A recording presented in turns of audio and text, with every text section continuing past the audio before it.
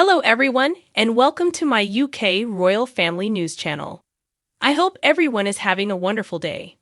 Before we begin, please hit the subscribe button and give this video a thumbs up.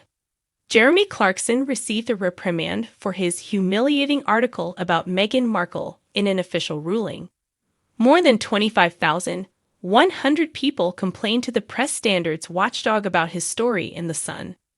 The Duchess of Sussex was the subject of a complaint claiming a Jeremy Clarkson opinion piece in The Sun was derogatory and harmful to her. The press watchdog upheld the complaint. The Independent Press Standards Organization, IPSO, also dismissed complaints that the article was inaccurate, harassed the Duchess, and contained racial slurs directed at her. In the article, Clarkson claimed he had dreamed of seeing Meghan paraded through British towns naked and publicly shamed. In addition to a notice identifying the comment on the front page of Saturday's edition and on the newspaper's website, the newspaper will be required to publish a description of the findings against it on the same page where the column usually appears. The journal issued a statement in which it acknowledged that with freedom of expression comes responsibility, and noted its proud history of campaigning for women. The gender equality organization Fawcett Society, which filed a complaint with IPSO, called the judgment a landmark decision about a vile and offensive essay. The decision marks the first time an IPSO complaint about sex-based discrimination has been upheld, according to the regulator. IPSO discovered that the article made sexual allusions to the Duchess and implied that she had authority over the Duke of Sussex due to her sexuality. This, according to the statement, references stereotypes about women using their sexuality to exert influence, and implied that the Duchess's sexuality, rather than any other quality or accomplishment, was the source of her power.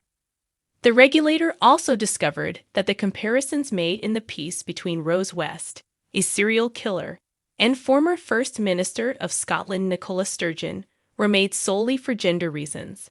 "I despise her, Meghan," Clarkson stated in the piece. "Not that I despise Rose West or Nicola Sturgeon. I detest her to my very core." IPSO said that Clarkson's comments on Meghan's influence on younger people, especially girls, and his dream of seeing her publicly embarrassed in Britain's streets as a kind of humiliation and degradation, presented her as a specifically female negative role model. IPSO believed that none of these allusions collectively might not constitute a code violation, it was stated in the statement. However, when taken as a whole, the arguments that a woman is in a position of power because of vivid bedroom promises, the comparison of someone's hatred to only other women, and the use of a made-up instance of a sexually manipulative woman receiving public humiliation amounted to a violation of Clause 12, which deals with discrimination. IPSO concluded that the piece contained several references that, when combined, amounted to a derogatory and discriminatory mention of the Duchess of Sussex's sex in violation of the editor's code. The complaint on the Duchess's race was also considered in detail, according to IPSO, but the company came to the conclusion that the items cited did not provide a basis to establish that there was a pejorative reference to race. Additionally, it stated that the publication of one piece was not sufficient to prove a harassment violation and that the accuracy provision was not broken. Following complaints from the Fawcett Society and the Wild Foundation, a nonprofit that assists women and girls who have been abused, the regulator opened the investigation. The Duchess didn't express any complaints or requests to IPSO. The regulator claimed that although the Duchess was given the opportunity to speak, she indicated that she did not have any opposition to IPSO considering a complaint from the representative groups. On December 17, 2022, the story, which appeared on page 17 of the newspaper, became IPSO's most complained about piece after getting more than 25,100 complaints. Later, the former host of Top Gear apologized for the segment, calling his words disgraceful and expressing his profound regret. The Sun also expressed remorse over publishing the editorial, which was taken down from its website. The Duke of Sussex called the piece about his wife horrific, hurtful, and cruel. adding that what Clarkson had written would lead people all around the world to think that treating women in such a way is normal.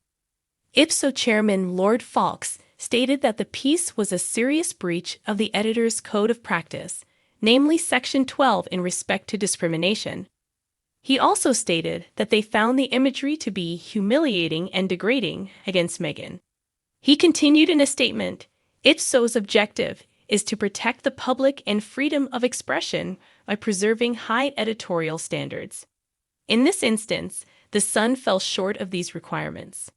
Charlotte Dewar, Chief Executive Officer of IPSO, stated, "The editor's code of practice protects the right of commentators to challenge, shock, be satirical, and entertain, but it states that the press must avoid discriminatory references towards an individual." Jemima Olszewski, Chief Executive of the Fawcett Society, claimed that the organization had made history with their complaints against The Sun for publishing Jeremy Clarkson's odious and insulting editorial on Meghan Markle, the Duchess of Sussex. If one woman is the subject of sexist reporting, all women are affected. Therefore, media misogyny is unacceptable.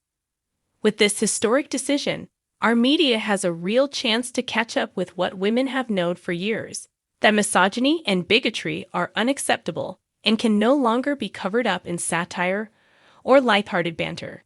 The Fawcett Society's new chairwoman, Labour MP Harriet Harman, declared, "Women are no longer willing to endure the misogyny that generations of women have been subjected to. Fawcett will be on the lookout for and confront sexism in the media wherever it manifests. This is a significant victory for women in the fight against media sexism." The Sun issued a statement in which it said, after Jeremy Clarkson's column appeared in December, both The Sun and Clarkson expressed regret. "We apologized for publishing the piece and took it down from our website." The Sun acknowledges that freedom of expression entails accountability. Women make up half of The Sun's readership, and we have a long and proud tradition of advocating for women, which has transformed countless lives.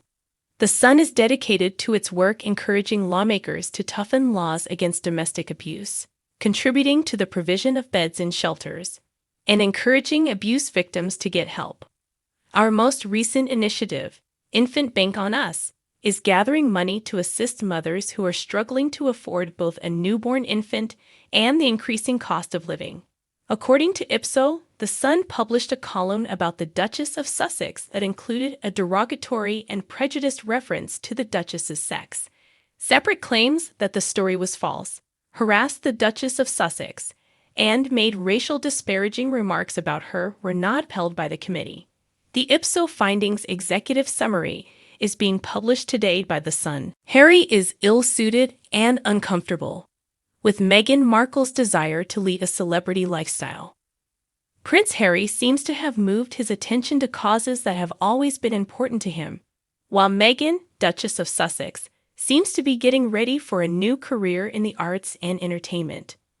One writer asserted that the Duke and Duchess of Sussex's ambition to become a global humanitarian power couple seemed to be temporarily on ice.